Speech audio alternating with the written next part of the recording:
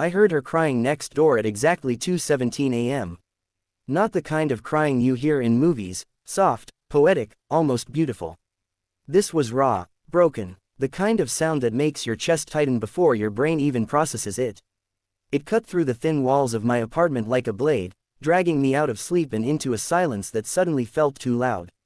At first, I told myself to ignore it. People cry, it happens. It wasn't my business. I turned on my side, pulled the blanket over my ear, and tried to drift back into sleep. But the crying didn't stop. It rose and fell in waves, sometimes muffled, like she was trying to bury it into a pillow, and sometimes sharp and desperate, like something inside her had snapped. I sat up. My heart was beating faster than it should have been. I glanced at the clock again. 2:19 a.m. Maybe it's nothing, I muttered to myself, even though every instinct in me said otherwise. I had only moved into the apartment 2 weeks ago. I didn't know anyone here. The building was old, the kind where doors creak and pipes hum like they're alive. I had seen my neighbor once, a woman in her late 20s, maybe early 30s. Dark hair, tired eyes. She had smiled politely when we crossed paths in the hallway, but there was something behind that smile, something heavy. Now, listening to her cry, I felt like I was hearing the truth she had hidden that day. I stood up. Don't get involved, I whispered. You don't know her. But the crying turned into a choked sob that sounded dangerously close to a scream. And that was it. I grabbed my hoodie, slipped on my shoes, and stepped into the hallway. The air outside my apartment felt colder than usual. Her door was just a few steps away. Light spilled faintly from underneath it. I hesitated. What if she didn't want help? What if I was overreacting? What if I made things worse? Another sob broke through the door. I knocked. No answer. I knocked again, louder this time. Hey, are you okay? The crying stopped. For a moment, there was nothing, just silence stretching thin between us.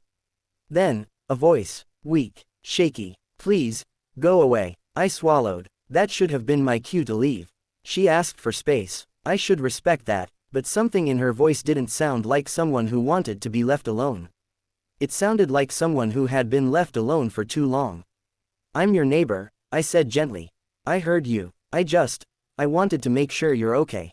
Silence again. I leaned closer to the door. You don't have to open it. Just tell me if you're safe. A long pause. Then I heard footsteps, slow, hesitant. The door creaked open just a few inches. Her face appeared in the gap. Up close, she looked worse than I remembered. Her eyes were red and swollen, her cheeks streaked with tears. Her hair was messy, like she had been running her hands through it over and over again. I said I'm fine, she whispered, but her voice cracked halfway through. You don't sound fine. Her grip on the door tightened. I don't need help. Okay, I nodded. Maybe not, but you don't have to go through whatever this is alone. That broke something. Her face twisted, and suddenly she was crying again, but quieter this time, like she didn't have the energy to fight it anymore.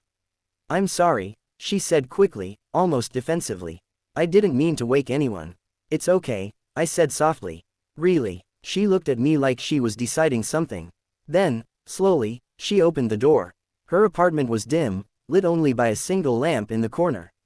The air smelled faintly of something burnt, like she had tried to cook and forgotten about it. Papers were scattered across the floor. A broken mug lay near the couch. Sorry, she said again, brushing her hair back. It's a mess. It's okay, I repeated. We stood there awkwardly for a moment, strangers connected by a moment neither of us had planned. I'm Aisha, she said finally. Daniel, she nodded, like she was filing the name somewhere in her mind. I wasn't going to, she gestured vaguely, bother anyone.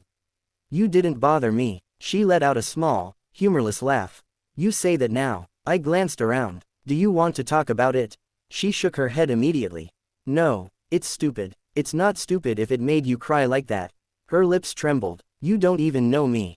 Then let me, I said quietly. That hung in the air.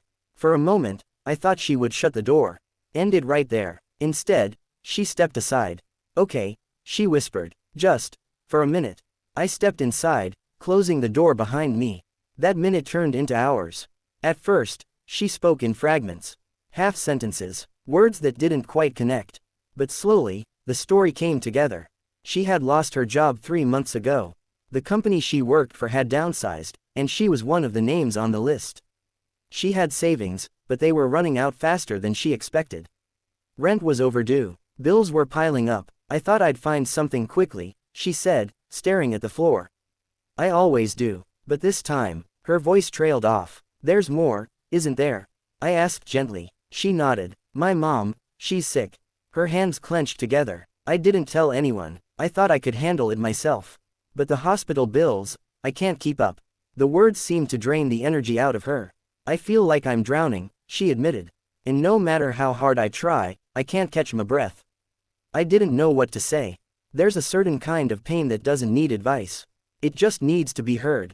So I listened. And she talked. About the job rejections. The unanswered emails. The nights she stayed up calculating numbers that never added up. The fear of losing everything. The guilt of not being able to help her mother the way she wanted to. I used to be strong, she said quietly. Now I can't even hold myself together. You're still strong, I said. She shook her head. You didn't hear me an hour ago. I did, I said. And you're still here. She looked at me then, really looked at me. As if she was seeing something she didn't expect. Why are you doing this? She asked. Doing what? Caring. You don't even know me. I thought about it. I heard someone hurting, I said simply. That was enough. She blinked rapidly, like she was trying not to cry again. That night, everything shifted. Not in some dramatic, movie-like way where problems disappear overnight. Life doesn't work like that. But something small, something important, changed. She wasn't alone anymore. And somehow, neither was I. Over the next few days, we started talking more.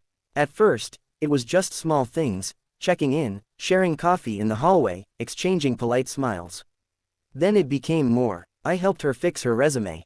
She had experience, real skills, but she had undersold herself. We spent hours rewriting it, tailoring it, sending it out to companies she thought were out of her league. You have to try, I told her.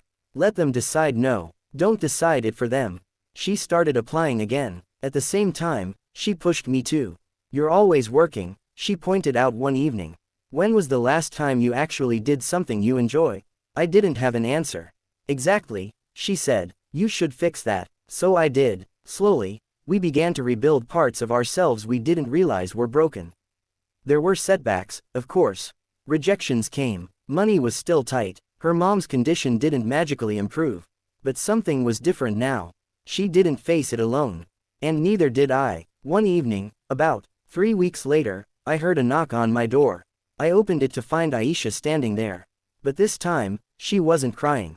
She was smiling. A real smile. I got it, she said, barely containing her excitement. Got what? The job, she said, laughing now. One of the companies called back. They loved my interview. I start next week. I felt a surge of happiness that surprised even me. That's amazing, I said. I told you. She shook her head. No, you believed it. I didn't. For a moment, we just stood there, sharing that quiet victory.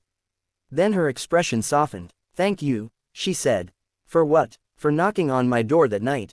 I smiled. You opened it. She laughed lightly. I almost didn't. Yeah, I said. I'm glad you did. She looked at me for a second longer than usual. That night, it changed everything, she said.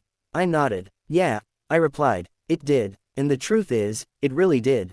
Because sometimes, the smallest decisions, the ones we almost don't make, end up shaping everything that comes after. A knock on a door. A moment of courage. A choice to care. We think change comes from big, dramatic actions. But more often than not, it starts quietly. In the middle of the night. On the other side of a thin wall. With someone choosing not to look away. So if you ever hear someone crying, whether it's through a wall, across a room, or hidden behind a forced smile, don't be so quick to ignore it. You never know. That one moment of reaching out might not just change their life. It might change yours too.